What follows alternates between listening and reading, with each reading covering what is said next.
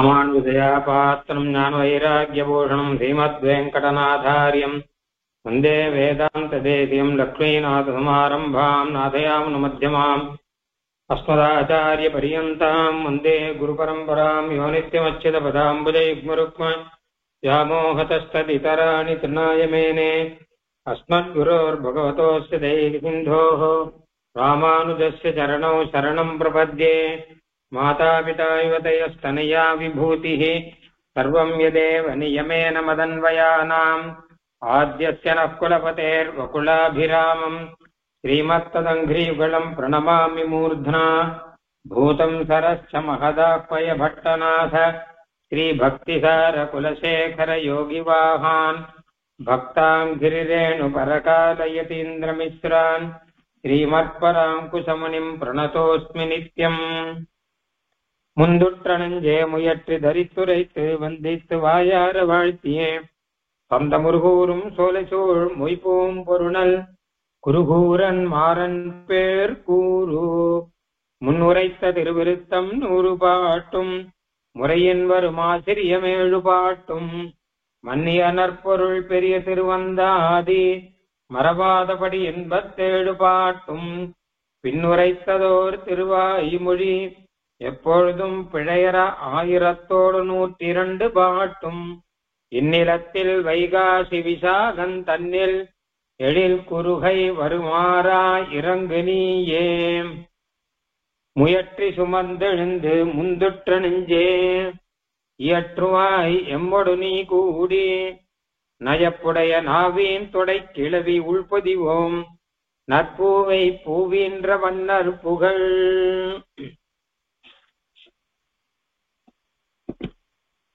பெரிய திருவந்தாதியில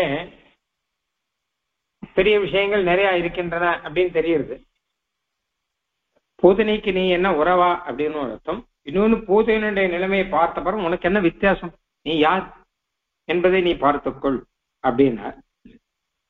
ஆக நம்முடைய தோஷங்களை நாம் பார்க்க வேணும் அப்படிங்கிற விஷயம் இதுல தெரியுது. நம்முடைய தோஷங்களை நாம் பார்த்தால் எம்பெருமானை ஸ்துதி செய்வதற்கு நாம் யார், நமக்கு என்ன தகுதி இருக்கு என்பது புரியும்.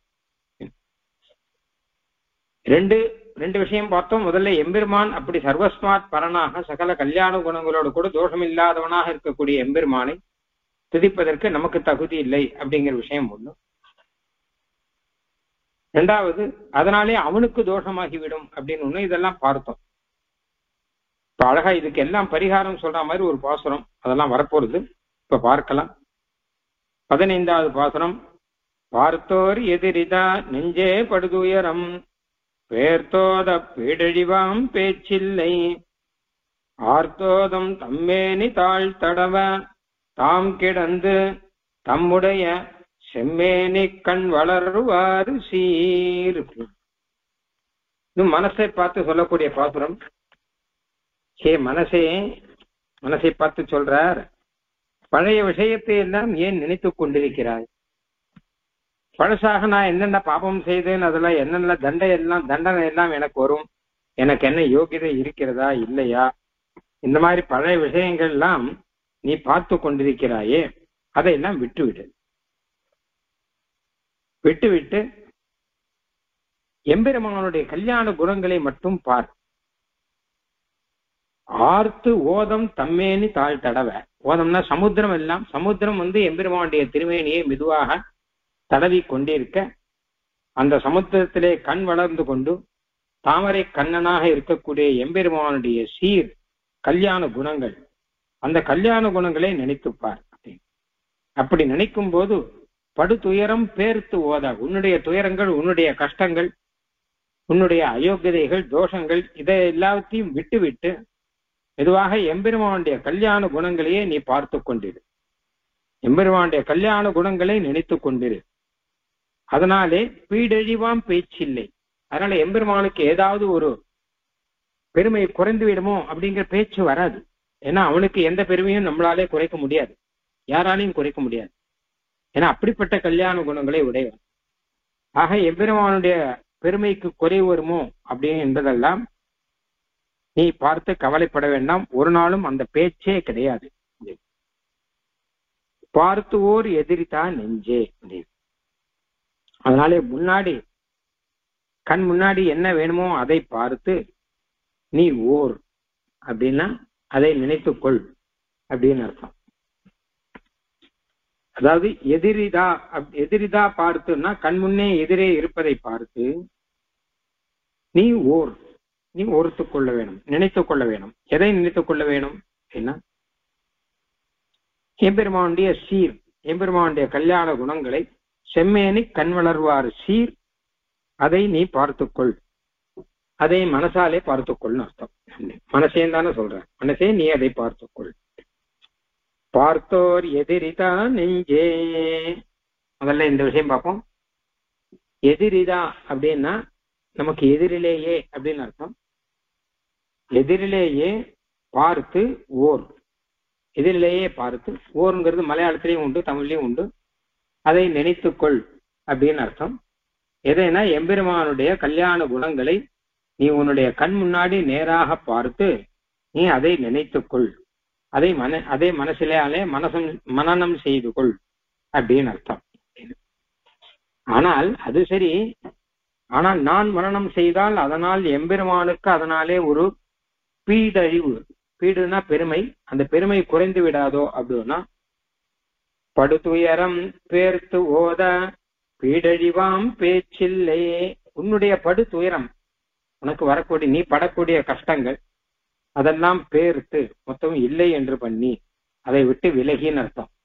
ஓத எம்பெருமானுடைய கல்யாண குணங்களை சொல்ல பீடழிவாம் பேச்சில்லை. எம்பெருமானுடைய பீடு பெருமை அழிந்து போகும் என்கிற பேச்சே கிடையாது அப்படின்னு அர்த்தம். அதாவது எதுக்காக நான் இதுக்கு யோகியதை இருக்கா இல்லையா, பண்ணலாமா கூடாதா, ஐயோ நான் நீச்சல், அதெல்லாம் பார்க்காத. எம்பெருமானுடைய கல்யாண குணங்களை பார், அவனுடைய சௌலபியம் சௌசீல்யம் முதலானதெல்லாம் பார்த்து நீ பாட்டுக்கு மனநம் பண்ணி கொண்டிரு, ஓர்த்து கொண்டிரு, மனசுக்குள்ளே அவனையே நினைத்து கொண்டிரு. அதனால எந்த குழவும் வராது, அவனுக்கு பீடழிவு பெருமை குறையும் அப்படிங்கிற பேச்சே கிடையாது. பெருமை குறையாத மாற்றம் இல்ல, பீடழிவாம் பேச்சில்லை, அவனுடைய பெருமை குறையும் என்கிற பேச்சே கிடையாது.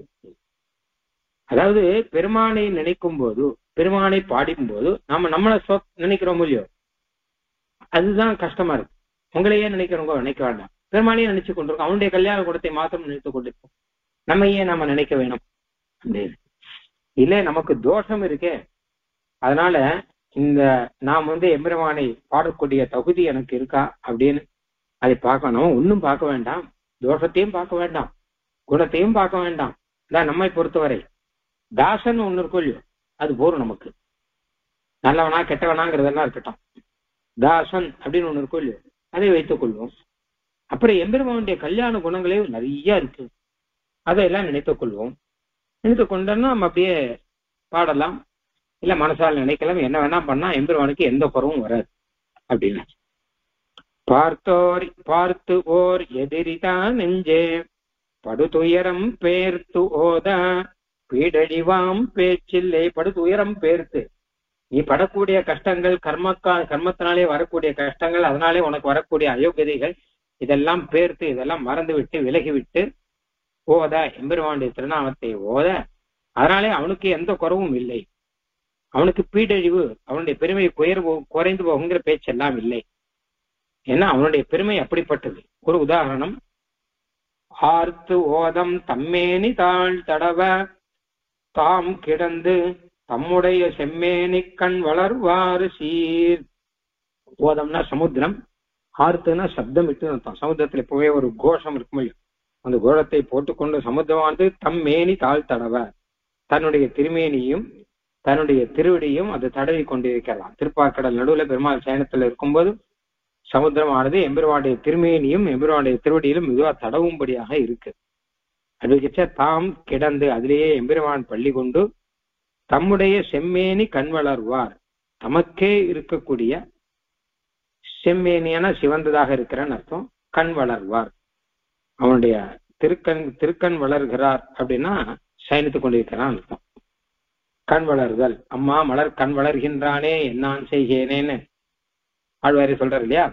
கண் வளர்தல் அப்படின்னா சயனித்திருத்தல் அப்படின்னு அர்த்தம். அப்ப எம்பெருமான் சயனித்துக் கொண்டிருக்கிறான். க்ஷீரசாகர தரங்க சீக்கராசார தாரகித்த சாருமூர்த்தையே போகி போக சயனீய சாயினே மாதவாய மதுவித்விஷே நமகான்னு சொல்ற மாதிரி திருப்பார்கடலை எம்பெருமான் சயனித்திருக்கும் போது அதுவே அழகா இருக்கும். ஏன்னா திரைக்கையால் அடி வருடங்கிற மாதிரி அந்த அலைகள் எம்பெருமானுடைய திருவடியும் எம்பெருமானுடைய திருமேனியும் வருடி கொடுக்கிற மாதிரி இருக்கு. அதுல எம்பெருமான் அந்த நீர் துளைகள் நீர் திவலைகள்லாம் அவன் திருமேனி மேல பட்டு அழகா சேவை சாதிக்கக்கூடிய திருமேனியை உடையவன். அப்படிப்பட்டவன் பார்த்து ஓதம் தம்மேனி தாழ் தடவ தாம் கிடந்து தம்முடைய செம்மேனி கண் வளர்வார் நீர் சீர். அவனுடைய செம்மேனி சிவந்த மேனின்னு அர்த்தம் கிடைக்கும். ஆனா எம்பெருமானுடைய மேனி சிவந்த மேனி கிடையாது, கருத்த மேனி தான். அதனால இந்த செம்மேனி கண் அப்படின்னு வச்சுக்கணும். சிவந்த கண் திருக்கண், கருத்த மேனியிலே சிவந்த கண்ணை உடையவன். இப்ப செம்மேனினா சிவந்ததா இருக்கக்கூடிய கண் வளர்வார், திருக்கண் வளர்ந்து கொண்டிருக்கிறான், அதாவது சயனித்துக் கொண்டிருக்கிறான் அர்த்தம். அப்படிப்பட்ட எம்பெருமானுடைய சீர் கல்யாண குணங்களை பார்த்து ஓர், அதை பார்த்து நீ அதை ஓர்த்து வைத்துக்கொள், மனசாலே நினைத்துக் கொண்டே இரு அப்படின்னு அர்த்தம். எம்பெருமானுக்கு ஏதாவது குறை வந்துருவோம்னு நினைக்காத நீ நினைச்சா கூட, ஏன்னா உன்னை பத்தி நீ நினைக்கிறதையே விட்டு விட்டு தாசன் அப்படிங்கிற பாவத்துல மாத்திரம் வைத்துக்கொண்டு எம்பெருமானை நீ பாடலாம் அப்படிங்கிற அர்த்தமும் உள்ளுக்குள்ள இருக்கு. பார்த்தோர் எதிரிதான் நெஞ்சே படுதுயரம் பேர் தோத பீடழிவாம் பேச்சில்லை ஆர்த்தோதம் தம்மேனி தாழ் தடவத்தாம் கிடந்து தம்முடைய செம்மேனி கண் வளர்வாறு சீரு. இதுல இப்படி 2-3 விதமா அர்த்தம் சொல்லலாம். முதல்ல இருந்தே நம்ம ஓரளவு பார்த்துட்டு இருக்கோம். பார்த்தவங்களுக்கெல்லாம் 2-3 விதமாக அர்த்தம்லாம் இல்லை. பார்த்தோர் எதிரிதான் நெஞ்சே அப்படிங்கிறதுக்கு என்ன அர்த்தம்? அது எதிரிதானா கண் முன்னே, கண் முன்னே பார்த்து எம்பெருமானுடைய ஸ்ரீரை எல்லாம் கல்யாண குணங்களை எல்லாம் உன்னுடைய கண் முன்னே பார்த்து நீ போர், அதை நினைத்துக்கொள் அப்படின்னு ஒரு அர்த்தம். பார்த்தோர் எதிரிதான் நெஞ்சே அப்படின்னு இந்த அர்த்தம் தான் பார்த்தோம். இப்போ உத்தம சுவாமி என்ன சாதிக்கிறன்னா, எதிர் இதா, எதிர் இதா, எதிர் எதிர்னா எதிராக, நேர் எதிராக இருப்பது, இதானா இதுவான அர்த்தம். இது போய் நேர் எதிராக இருக்குமா அப்படின்னு அர்த்தம். அதாவது எம்பெருமானுடைய கல்யாண குணங்கள் இருக்கொள்ளியோ, இதெல்லாம் நாம் பார்த்து அதை பத்தி பேசி இதெல்லாம் பண்ண இதுல போய் என்ன தப்பு இருக்கு? இதா எதிர், இதுவா எதிர், இதுவா எம்பெருமானுக்கு தோஷம் வரும்னா இப்படி பாடினா தோஷமா வரும்? எம்பெருமானுடைய கல்யாண குணங்களை மனசால் நினைத்து பாடினால் அவனுக்கு தோஷம் வரும்னா எப்படி வர முடியும்? அவனுக்கு தோஷம் எப்படி? அவனுடைய கல்யாண குணங்களை எல்லாம் பார்த்தா யார் என்ன பண்ணாலுமே தோஷம் வராது. அதாவது எம்பெருமானுடைய கல்யாண குணங்கள்ல ஒண்ணு அபகத பாப்பமானு ஒண்ணு. அதாவது என்ன பண்ணாலும் அவனுக்கு தோஷமே வரவழைக்க முடியாது, அவனாலையும் வரவழைக்க முடியாது, யாராலையும் வரவழைக்க முடியாது.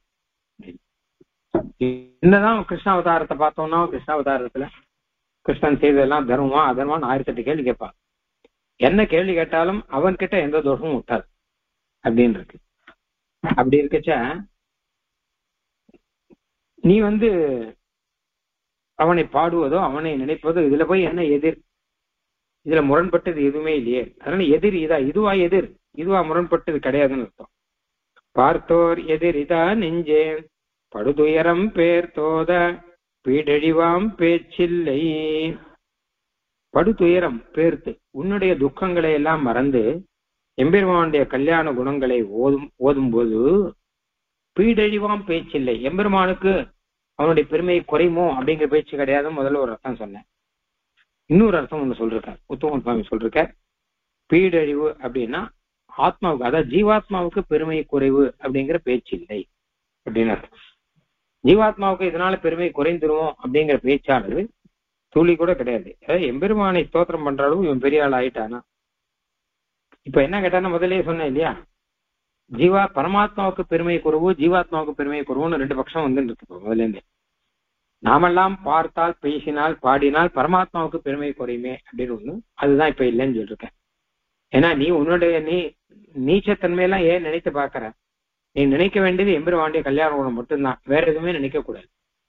அப்படி இருந்ததுன்னா உன்னுடைய நீச்சத்தன்மையெல்லாம் மறந்து தாசன்கிற ரீதியில நீ பாடலாம், ஒரு குறவும் வராது அப்படின்னு சொல்றார். 2வது, எம்பெருமானுக்கு குறவு இல்லை, எனக்கு குறவு. ஏன்னா வெளி விஷயங்களில் ஈடுபட்டு இருக்கும்போது நான் எம்பெருமானை பாட முடியுமா அப்படின்னு. ஆனா எப்பவுமே வெளி விஷயங்கள்லயே மனசு ஈடுபட்டு இவனை பாடுறேன்னு நினைச்சு என்னால் பாட முடியுமா பூர்த்தியா? திடீர்னு நடுவில் வெளி விஷயத்துல ஈடுபடுமே அப்படின்லாம் ஒரு கேள்வி வருது. அதுக்குதான் சொல்ற, நீ பார்த்தோர் எதிரிதான் நீ பார்த்து ஓர் அப்படின்னு சொல்லிட்டு. அப்போ எம்பெருமானுடைய கல்யாண குணங்களை நினைத்து நீ பேசினாயானால் பேர்த்து ஓத பீடழிவாம் பேச்சில்லை. அப்போ உனக்கு பீடு குறையும், உனக்கு பெருமை குறையுங்கிற பேச்சு இல்லை. உனக்குன்னா ஜீவனுக்கு இது ஏதாவது தோஷமாயிடுமா அப்படிலாம் நீ நினைக்கவே வேண்டாம். ஏன்னா அதனால எந்த குறவும் வராது அப்படின்னு சொல்றாங்க. ஆக ரெண்டு அர்த்தம், பரமாத்மாவுக்கு எந்த பெருமையும் குறையாதுன்னு ஒண்ணு, ஜீவாத்மாவுக்கு எந்த குறவும் வராது அப்படின்னு ஒண்ணு, ரெண்டு விதமாயும் அர்த்தம் சொல்லலாம். பார்த்தோர் எதிரித்தான் நெஞ்சே படுதுயரம் பேர்த்தோத வீடழிவாம். முக்கியமான விஷயம் படுதுயரம் பேர்த்தோத. துக்கங்கள் என்னென்ன பட்டோமோ என்னென்ன வரப்போறதோ இதெல்லாம் மொத்தத்தையும் விட்டுடும். இதெல்லாம் விட்டு விட்டு ஓத எம்பெருமானுடைய கல்யாண குணங்களை ஓத வேண்டும் அப்படின்னு. அப்போ பீடழிவாம் பேச்சில்லை ஆர்த்தோதம் தம்மேனி தாழ் தடவ தாம் கிடந்து தம்முடைய செம்மேனை கண் வளர்வாரு சீரு. சமுத்திரமானது திருமேனியை தடவ, அப்போ அதுல இருக்கக்கூடிய எம்பெருமான் பத்மபத்திர விஷாலாட்சன் தாமரை கண்ணன் அவனுடைய சீர் கல்யாண குணங்களையே பேர்த்து ஓர், அதையே பார்த்து ஓர் அப்படின்னு சொன்னார். நீரால் பிறந்து சிறப்பால் சீரால் பிறந்து சிறப்பால் வளராது பேர்வாமனாகால் பேராளா மார்பார புல்கி நீ உண்டு விழுந்த பூமி நீரேற்பரிதே சொல்லு நீ யாமறிய சூழ்ந்து. இப்போ சொல்லு நீ பெருமாள் கிட்டே கேட்கற, தம் மனசுக்குள்ள கேட்டதெல்லாம் இருக்கட்டும், சாட்சாத்தா பெருமாள் கிட்டே கேட்கற. வாமனாவதாரத்தை எடுத்த பெருமானோடு பேசுகிறார், அவன்கிட்ட பார்த்து கேட்கிறார், எம்பெருமானே நீ வாமனாவதாரம் எடுத்த போது யாச்சனம் கேட்டாய், பூமி ஜலம் தானமாக கேட்டு இந்த பூமியையும் அதையும் தானமாக கேட்டு வாங்குவதற்காக போனாய்.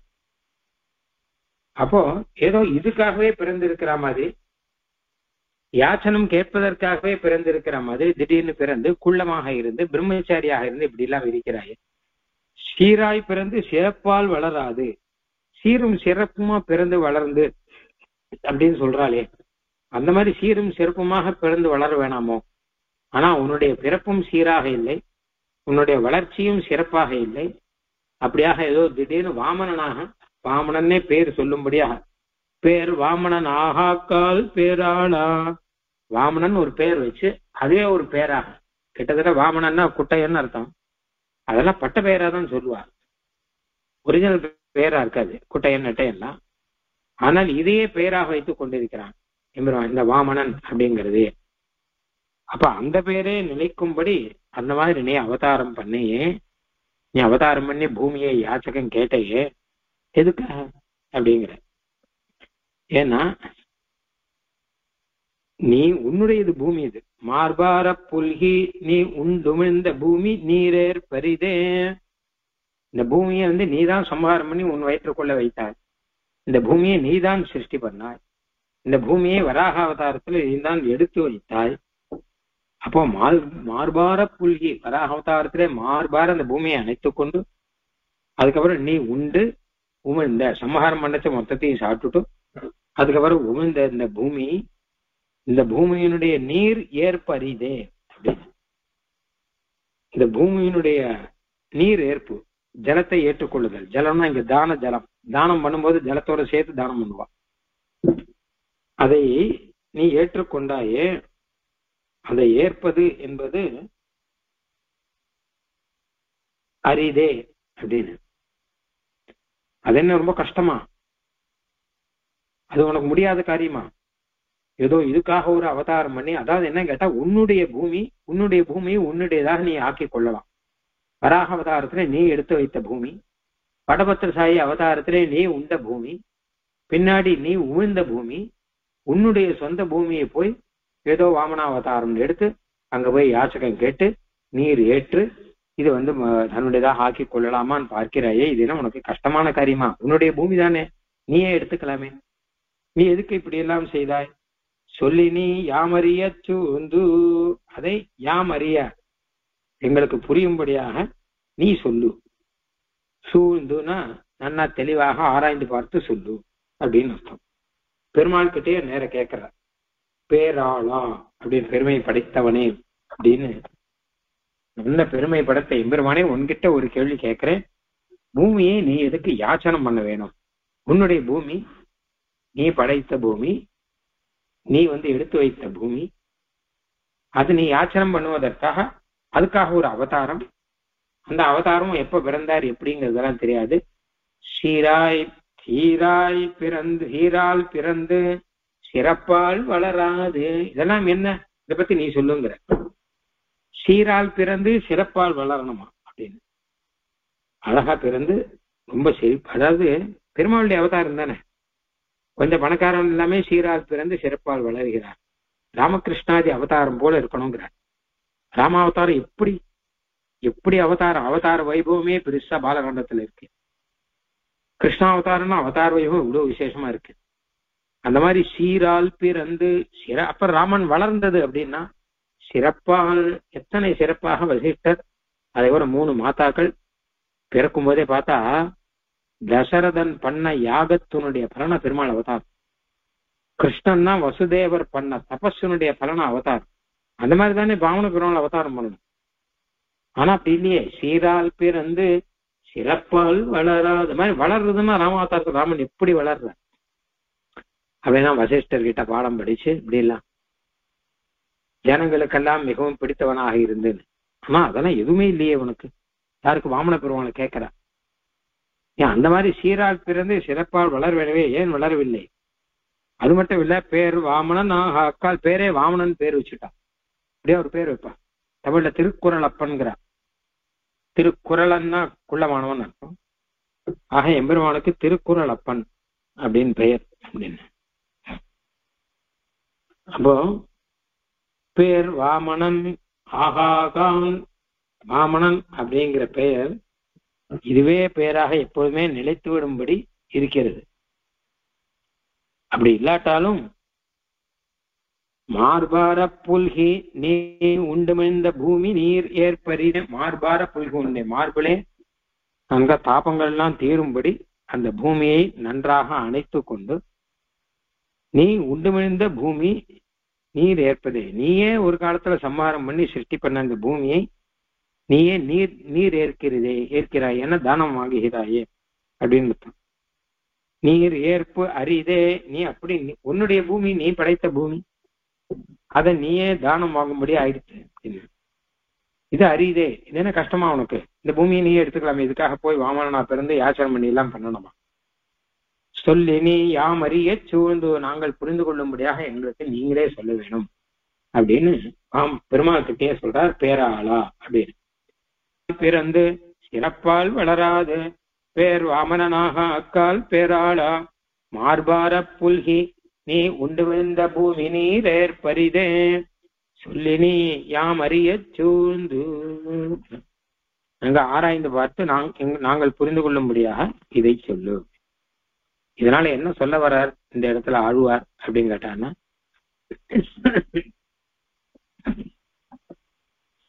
நீ ஆசிரிதர்களுக்காக பக்தர்களுக்காக வாமனாவதாரம் எடுத்து சீரால் பிறந்து சிறப்பால் வளராமல் ஏதோ ஒரு வாமனாவதாரம் சொல்லிட்டு வேகமாக எடுத்தார் பெருமாள். வாமனாவதாரத்தை எடுத்து அது வளர்ந்து கொண்டு இருக்கிறாயே, எல்லாம் பக்தர்களுக்காக நீ எல்லா பாடும் செய்கிறாய். அப்படி இருக்கும்போது பக்தர்கள் உன்னை குறித்து பாடினால் அதை ஏற்றுக்கொள்வதற்காக உன்னால முடியாதா என்ன? பக்தர்களுக்காக நீ எவ்வளவு வேணா கஷ்டப்படுறேங்கிற, யாச்சனமே வாங்கிக்கிற. அப்ப அந்த பக்தர்கள் ஸ்தோத்திரம் பண்ணும்போது அதை ஏற்றுக்கொள்வது உனக்கு கஷ்டமாக இருக்காது. அது உனக்கு தகுதி இல்லை, அதாவது அவர்களுக்கு உன்னை பாடுவதற்கு தகுதி இல்லை அப்படிலாம் இருந்தா கூட அவர்கள் பாடுவதை ஏற்றுக்கொள்ளும்படியான ஒரு கருணை உனக்கு உண்டல்லவா அப்படிங்கிறது உள்ளர்த்தம். அந்த உள்ளர்த்தத்தை வைத்து சொல்லினி யாம் அறிய சூழ்ந்து நாங்கள் புரிந்து கொள்ளும்படி இந்த கேள்விக்கு பதில் சொல்லு என்பதாக சொல்லியிருக்கார். சீரால் பிறந்து சிறப்பால் வளராது பேர்வா மனநாகாக்கால் பேராளா மார்பார புல்கினி உண்டு விழுந்த பூமி நீர் ஏற்பரிது சொல்லு நீ யாமறிய சூழ்ந்து. எப்படியானால் கிருஷ்ண அவதாரத்தை பத்தி சொல்லிச்சா, எத்திரம் உரளினோடு இணைந்திருந்து எங்கே எழுவேன்னு சொல்றாரு. அப்போ பிள்ளான் சாதிக்கிறார், எம்பெருமானே நீ அவதாரம் செய்தருளினால் போராதோ, எதுக்காக இப்படி வெண்ணெயை திருடினான்னு சொல்லிட்டு உரலிலே கட்டுண்டு இருந்தாய் அப்படிலாம் கேட்கிறார். அந்த மாதிரி இரு, நீ அவதாரம் பண்றதே அதிகப்படி, அதுவும் வாமனாக அவதாரம் பண்ணி இருக்கிறாய்.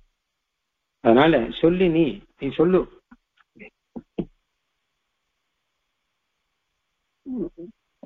சூழ்ந்தடியார் வேண்டினக்கால் தோன்றாது விட்டாலும் வாழ்ந்திடுவர் பின்னும் தென்வாய் திறவார் சூழ்ந்தெங்கும் வாழ்வரைகள் போல் அரக்கன் வன்தலைகள் தாமிடியா தாழ்வரை வில்லேந்தினார் தாம். அப்ப நீ சொல்லு அப்படின்னு எம்பெருமான்கிட்டே அழகா கேட்கிறார். எம்பெருமான் சொல்லுவானா அப்படின்னா எம்பெருமான் சொல்ல மாட்டான். ஏன்னா பின்னும் தம் வாய் திறவார், வாய் திறந்து பேச மாட்டார். அர்ச்சாவதாரத்துல பெருமாள் இருக்கார். அர்ச்சாவதாரத்துல பெருமாள் இருக்கும்போது அவர் வாய் திறந்து பேச மாட்டார். பெருமாள் அப்படின்னா உடனே சொல்லுன்னா சொல்லிடுவாரா? எனக்கு சேவை கொடுன்னா உடனே சேவை கொடுப்பாரா? சொல்லுன்னா சொல்லிடுவாரா? சூழ்ந்த அடியார் வேண்டினக்கால் வேண்டின கால் தோன்றாது விட்டாலும் அடியார்கள்லாம் எம்பெருமானை வேண்டுகிறார்கள். என்ன வேண்டுகிறார்கள்? நீ எனக்கு சேவை சாதிக்க வேணும், ஏவது சாதிக்க வேணும் என்பதாக வேண்டுகிறார்கள். அப்படி வேண்டும் பொழுதும் தோன்றாது விட்டால், அவர்கள் வேண்டியபடி எம்பெருமான் தோன்றாமல் போனான்னு வச்சுக்கோங்க. அப்ப என்ன, உண்மையில பெருமாள் எல்லாரும் வேண்டினவாளுக்கெல்லாம் தோன்றானா? அப்படின்னா அடியார்கள்லாம் வேண்டுனா உடனே அவளுக்கு எதிர்க்க எம்பெருமான் சங்க சக்கர கதா பாணியாக சேவை சாதிக்கிறாங்கிறது கிடையாது. ஆனாலும் தோன்றாது விட்டாலும் வாழ்ந்திடுவர், ஆனாலும் கூட இருந்து வாழ்க்கையை பெறுவார். அதாவது பிரத்யட்சமா வரலைன்னா கூட அவ கூட இருப்பார் பெருமாள். பெருமாள் வாழ்ந்துருவார், இல்லை இவர்களும் வாழ்ந்துருவார்கள், 2 பேரும் சேர்ந்து வாழ்ந்துருவார்கள் அர்த்தம். பின்னும் தம் வாய் திறவார், பிறகு கூட எம்பெருமான் தன்னுடைய வாயை திறந்து பிராட்டியாரிடம் சொல்ல மாட்டார் அப்படின்னு அர்த்தம். அதாவது கண்ணுக்கு நேரம் தோண மாட்டார், பேச மாட்டார், பிராட்டி கிட்ட கூட சொல்ல மாட்டார். சூழ்ந்தெங்கும் வாழ்வரைகள் போல ரக்கன் வந்தலைகள் தாமிடியா தாழ்வரைவில் ஏந்தினார் தாமனுடைய தலையை அறுத்த எம்பெருமான்னு சொல்றார். சூழ்ந்து எங்கும் வாழ்வரைகள், சூழ்ந்து எல்லா பக்கமும் வாழ்வரைகள்னா பிரகாசிக்கக்கூடிய மலைகள் போல் அரக்கன் வன்தலைகள், அப்படி இருக்கக்கூடியது ராவனுடைய பெரிய தலை அப்படின்னு அர்த்தம். சூழ்ந்தெங்கும் வாழ்வரைகள் போல் அரக்கன் வன்தலைகள் தாமிடிய நாள்வரை வில்லேந்தினார் தாம். அப்படி இருக்க நாள்வரை வில்லேந்தினார் தாம். அதாவது எம்பெருமான் ஸ்ரீராமன் அந்த ராவணனை சம்ஹாரம் பண்ணி சூழ்ந்து எங்கும் வாழ்வரைகள் போல் அரக்கன் இல்ல, அதாவது ராவனுக்கு தலை எங்க இருக்குன்னு கேட்டா சூழ்ந்து எங்கும் இருக்கு, மொத்தமாக சுத்தி இருக்கக்கூடிய தலை, அவனுடைய தலைகள் மடியும்படியாக எம்பெருமான் வில்லேந்தினார், தாழ்வரை வில்லேந்தினார் தாம் அப்படின்னு. அப்படின்னா வரைனா மலைன்னு அர்த்தம், தாழ்வரை அப்படின்னா மலையினுடைய தாழ்வரையும் கேள்விப்பட்டிருக்க முடியும். அந்த மாதிரி மலை போன்றான வில்லை ஏந்தி இருப்பவர் எம்பெருமான் அப்படின்னு அர்த்தம். சூழ்ந்தடியார் வேண்டினக்கால் தோன்றாது விட்டாலும் வாழ்ந்திடுவர் பின்னும் தம் வாய் திறவாறு. அழகான வார்த்தை. அடியார்கள் வேண்டினக்கால், அடியார்கள் வேண்டிக் கொள்ளும் போது எம்பெருமான் தோன்ற மாட்டான் அப்படின்னு இருக்கு. சூழ்ந்து அடியார் வேண்டினக்கால் தோன்றாது விட்டார், ஆனாலும் வாழ்ந்திடுவர், ஆனாலும் வாழ்ந்திடுவர். கண்ணுக்கு நேரம் நிற்க மாட்டானே தவிர நம்ம கூட தான் அவன் வாழ்வான், அவன் கூட தான் நம்ம வாழ்வோம். பின்னும் தன் வாய் திறவார், அப்ப அது மட்டும் இல்ல தன் வாயை எம்பெருமான் திறக்கவே மாட்டான் அப்படின்னு. பின்னும்னா பிறகு கூட எம்பெருமான் தோன்ற மாட்டான்னு மாத்திரம் இல்ல, அப்படி தோன்றினாலும் பேச மாட்டான் அப்படின்னு அர்த்தம். ஏன்னு கேட்டானா சூழ்ந்து அடியார் வேண்டினக்கால் உடனே தோன்றிவிடணுங்கிறது கிடையாது. அவன் தோன்றாமல் இருப்பான், ஆனால் கூட வாழ்ந்துடுவார். அவளோட கூட குடும்பம் நடத்துற மாதிரி அவ ஆத்திலேயே இருந்துட்டு இருப்பான் அப்படின்னு அர்த்தம். சூழ்ந்தெங்கும் வாழ்வரைகள் போல் அரக்கன் வந்தலைகள் தாமிடியா. ராமாவதாரத்தை சொல்றார். ராமாவதாரத்தை இங்க எதுக்காக சொல்றார் அப்படின்னு கேட்டான்னா, எம்பெருமான் சூழ்ந்த அடியார் வேண்டினக்கால் தோன்றாவிடனும் வாழ்ந்திடுவார் அப்படிங்கிற விஷயத்தை தெரியறதுக்காக, எம்பெருமான் நேர வராட்டா கூட அவன் வாழ்வு நடத்துவான் இவர்களோட, பின்னும் தன் வாய் தருவாய்ப்பானா ராவனுடைய தலையெல்லாம் திருப்பி திருப்பி கொய்யறார். அக்கால் அடியார்கள்லாம் எம்பெருமானே உன்னை பார்க்கணும், நீ முன்னாடி வரணும் தான் கேட்பா. ஆனா பெருமான் வரமாட்டான். தோன்றாது விட்டாலும் வாழ்ந்திடுவார் பின்னும் தம்பாய் திறவார் அப்படின்னு. இப்ப தோன்ற மாட்டார் மட்டும் இல்ல, கூடவே வாழ்ந்திருப்பார். அப்ப வாழ்ந்திருப்பார் அப்படின்னா அப்போ பயமா இருக்கே அப்படின்னா பயப்பட வேண்டாம், வாய் திறவார் அப்படின்னு. அர்ச்சாவதாரம் மாதிரி தான் வச்சுக்கோங்களேன். அர்ச்சாவதாரம் பாடுங்கிற அர்ச்சாவதாரத்துல எம்பெருமான் ராமகிருஷ்ணாதி அவதாரம் மாதிரி முன்னாடி வந்து தோன்றல. என்ன கேட்டா நம்ம வச்ச மாதிரி அப்படியே இருந்துட்டு இருக்க, அவ்வளவுதான். ஆனா கூட வாழ்ந்துடுவார். ஆனா கூட நம்ம கொடுக்குற உபச்சாரங்களை ஏற்றுக்கொண்டு நமக்கு அனுகிரகம் செய்து கொண்டு வாழ்த்திடுவார். வாழ்ந்துடுவார் அப்படின்னா, அப்படியா அவர் சொல்லலையே அப்படின்னா வாய் திறக்க மாட்டார், வாய் திறந்து பேச மாட்டார். ஏன்னா அர்ச்சாவதாரம்னா இன்னும் பண்ணக்கூடாது, வாய் திறந்து பேசக்கூடாதுன்னு வச்சுட்டு இருக்கேன். பெருமாள் வாய் திறந்து பேச ஆரம்பிச்சா நமக்கு இது என்னத்துக்காரு? ஏன்னா நாம பண்ற அபச்சாரங்களையெல்லாம் அவர் பேச ஆரம்பிச்சேன்னு வச்சுக்கோங்க, நமக்கு இது என்னத்துக்காரு? அதனால எதுவானாலும் வாய் திறந்து பேச மாட்டார் அப்படின்னு இருக்கார் பெருமாள். ஆக அர்ச்சாவதாரத்துல பார்த்தா எம்பெருமான் தான் தோன்றாது விட்டாலும் ராமகிருஷ்ணாதி அவதாரம் போல நேரம் வந்து நடந்து கிடந்தெல்லாம் பண்றது இல்லை, அவடுக்கு உட்காந்துருக்கார். ஆனா கூட வாழ்ந்துருவார், உண்மையில இருக்கார், நமக்கு கருணை கொடுத்து கொண்டு இருக்கார். அவர் வந்து பின்னும் தன் வாய் திறவான், தன்னுடைய வாயை அவர் திறக்க மாட்டார். சூழ்ந்தெங்கும் வாழ் வரைகள் போல் அரக்கன் வன் தலைகள் தாமிடிய. சூழ்ந்து எங்கும் எல்லா பக்கமும் ராவனுடைய தலைகள் இருக்கு. நமக்கெல்லாம் தலை ஒரு பக்கம் தானே பார்த்துட்டு இருக்கோம், அவன் 4 பக்கமும் பாக்குறான், 10 பக்கமும் பாக்குறான் அப்படின்னு. வரைகள் போல் அப்படின்னா மலைகள் போல இருக்கான். எதுனா இந்த தலைகள், ராவனுடைய தலைகள்லாம் வாழ்வரைகள் பிரகாசமான மலை போல இருக்கக்கூடிய 10 தலைகள். அந்த தலைகள் தாமிடிய, அந்த தலையெல்லாம் உருண்டு போகும்படியாக அஸ்திர பிரயோகம் பண்ணவர் எம்பெருமான் ராமன் அப்படின்னு அர்த்தம். அந்த தலைகள் தாமிடிய, அந்த தலைகள் தாம் இடிய, அதெல்லாம் நசிக்கும்படியாக தாழ்வரை வில்லேந்தினார். தாம் தாழ்வரையிலே, அந்த மலையினுடைய தாழ்வரையிலே வில்லேந்தி நிற்கிறவர், இல்லாட்டா தன்னுடைய திருத்தாள் தன்னுடைய திருவடி வரைக்கும் வில்லேந்தி நிற்கிறவர் அப்படின்னு அர்த்தம் சொல்லலாம். அப்படி வில்லேந்தினார் தாம், வில்லேந்தி இருக்கக்கூடியவர் ராமபிரானார்.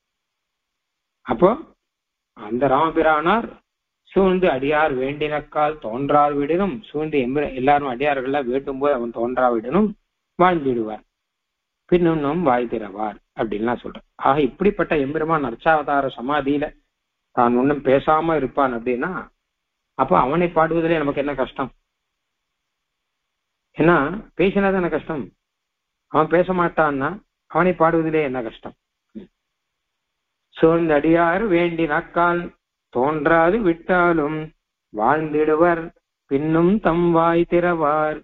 சூழ்ந்தெங்கும் வாழ்வரைகள் போல கண் வந்தலைகள் தாமிடியா தாழ்வரை வில்லேந்தினார் தாம். இந்த பாட்டுக்கு 2-3 அர்த்தம் சொல்றான், 2-3 விதமா அர்த்தம். இப்போ ஒரு அர்த்தம் பார்த்தோம்ல, இது கிட்டத்தட்ட உத்தமர் சுவாமி சாதிச்ச அர்த்தம். அடியார்கள்லாம் வேண்டும் போது எம்பெருமான் தோன்றவில்லை, ஆனால் அவளோட குடும்பம் நடத்துறான், ஆனாலும் அவன் வாய் திறக்க மாட்டான் அப்படின்னு இருக்கு அப்படின்னு இதெல்லாம் அழகா பார்த்தோம். இன்னொரு அர்த்தம் என்ன சொல்றான்னா, சூழ்ந்து அடியார் வேண்டினக்கால் தோன்றாது விட்டாலும், அடியார்களை பார்த்து எம்பெருமான் வேண்டுகிறானாம், நீங்கள் என்னை ஆசிரியுங்கள். எப்போ? எல்லா அவதாரத்திலும் அப்படிதான். எல்லா அவதாரத்திலுமே ராமகிருஷ்ணாதி அவதாரம் மட்டும் இல்லாமல் எல்லா அவதாரத்திலுமே எம்பெருமான் வந்து நீங்கள் என்னை ஆசிரியுங்கள் அப்படின்னு தான் எதிர்பார்க்கிறான். அதுக்காக அந்த அவதாரமே எடுக்கிறதே மொத்தம்.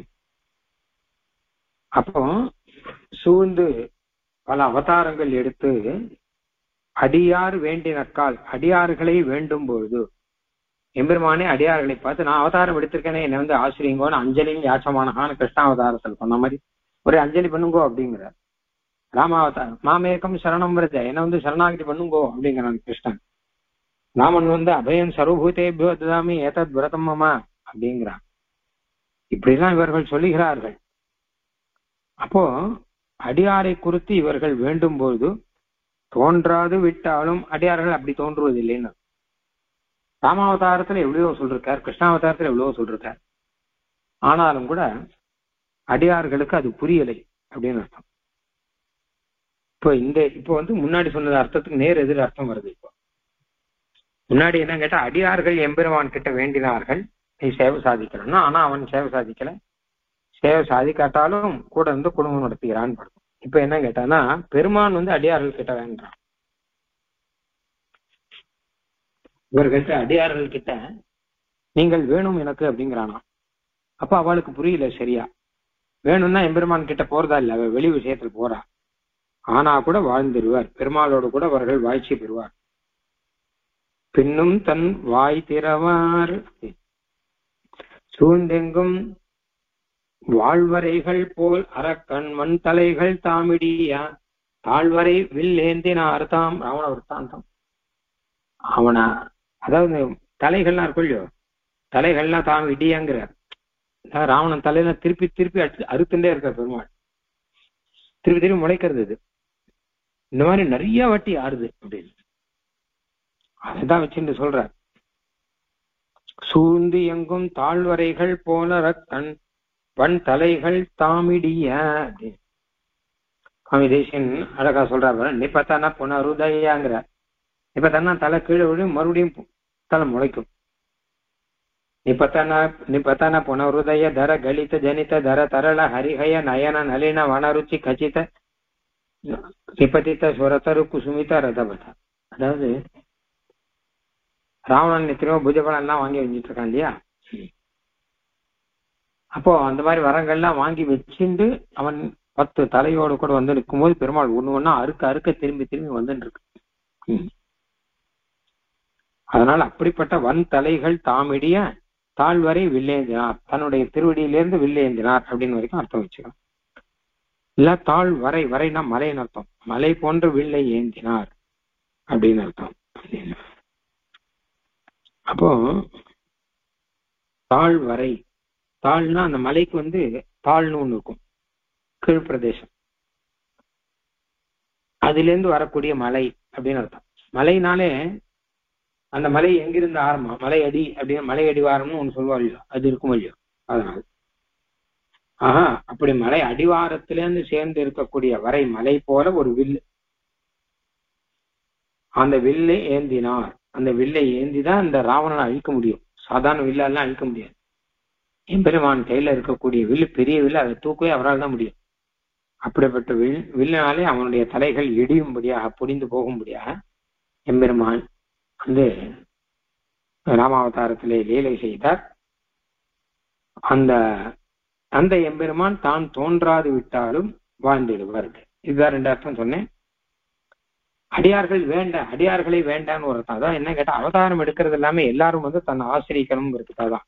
அதுக்காக வேண்டி நிக்கிற எல்லாரும் வந்து ஆசிரியக்கணும். அத சூழ்ந்துன்னு பரம்புறான். எதிர் சூழல் புக்கு எனைத்தோரிடத்தும் அப்படின்னு ஆழ்வார் ஒரு இடத்துல சொல்ல, திருவாய்மொழியில அப்படின்னு. நான் எந்த பிறப்பு பிறந்தாலும் அவனும் கூட பிறக்கிறான். எதிர் சூழல் புக்கு, எதிர் சூழலா பிறக்கிறான். எதுக்காக அப்படின்னு கேட்டானா, என்னை எப்படியாவது ஏற்றுக்கொள்ள வேணும் பாக்குறான். எனக்காகவே அவதாரம் பண்ணி என்னை எப்படியாவது ஏற்றுக்கொள்ள வேணும் அப்படின்னு பாக்குறான். அந்த மாதிரி சூழ்ந்து அடியார் வேண்டினாக்கால், அந்த மாதிரி எம்பெருமான் சூழ்ந்து அடியார்களை சூழ்ந்து நீங்க வாங்கோ சரணாகதி பண்ணுங்கோ அப்படின்லாம் பிரார்த்திக்காச்ச அவர்களுக்கு அது தோன்றாவிட்டாலும் அவர்கள் வாழ்ந்திடுவர், பின்னும் தம் வாய் செல்வார். அவர்கள் எம்பெருமானோட தான் குருத்தனம் நடத்துவார்கள். அதெல்லாம் ஒண்ணும் இல்லை, அது அவர்களுக்கு எந்த குறவும் கிடையாது அப்படின்னாச்சு. அப்புறம் பின்னும் வாய் திறவர் அப்படிங்கிறது பெருமாளே. அதுக்கப்புறம் வாயை திறக்க மாட்டார். என்ன பண்ணாலும் அவர்கள் பெருமாள் வாயை திறக்க மாட்டார். பிராட்டி கிட்ட கூட சொல்ல மாட்டார், யார்கிட்டையும் தோஷம் சொல்ல மாட்டார் அப்படின்னு அர்த்தம். என்னடா அது நாம இத்தனை அவதாரங்கள்லாம் எடுத்து அவனை மாமேக்கம் சரணம் வருதாங்கிறோம், அஞ்சனம் யாச்சமானங்கிறோம், அவன் உண்மையை லட்சியம் பண்ணாம இருக்கானே அப்படின்னு அதை போய் யார்கிட்டையும் சொல்ல மாட்டார் பெருமாள். பிராட்டி கிட்ட கூட சொல்ல மாட்டாருன்னு சொல்றார், யார்கிட்டையும் சொல்ல மாட்டார். ஏன்னா அவன் வரப்போ வரான் அப்படின்னு ஆகும். அப்போ சூழ்ந்தடியார் வேண்டினக்கான் தோன்றாது விட்டாலும் வாழ்ந்திடுவார் பின்னும் தன் வாய் திறவாரும் சூழ்ந்தெங்கும் வாழ்வரைகள் போல ரக்கன் வன்தலைகள் தாமிடிய தாழ்வரை வில்லேந்தினார்த்தாம். ஆக ரெண்டு விதமாயும் அர்த்தம் சொல்லலாம். எம்பெருமான் எதிர் சூழல் புக்கு எம்பெருமான் அவதாரம் பண்ணி இவர்களை வேண்டினாலும் அவர்கள் வராவிட்டாலும் எம்பெருமான் அதனாலே கோபித்துக்க மாட்டான். எம்பெருமான் வாழ்ந்திடுவார், இவர்களோட வாழ்க்கையை நடத்துவார். பெண்ணும் வாய் திறவா, வாய் திறந்து இந்த தோஷத்தை தோஷமாக சொல்ல மாட்டான். அது நம்ம நிறைய பார்க்கிறோம். எல்லா அவதாரம் எடுத்தாலும் நம்மளாம் முன்னாடி எல்லாம் எம்பெருமானை ஆசிரிக்கவில்லை, ஆனாலும் கூட அது தோஷமா இப்ப கூட நினைக்கல, முன்னாடியே ஆசிரிக்கல, நம்மளை கேட்பதில்லை அப்படின்னு. அப்படிப்பட்ட எம்பெருமானுடைய கல்யாண குணத்தை பார்த்தால் நாம் அவனை ஆசிரிப்பதிலோ பாடுவதிலோ எதிரியுமே தோஷம் இல்லை அப்படிங்கிறது தெரியும்.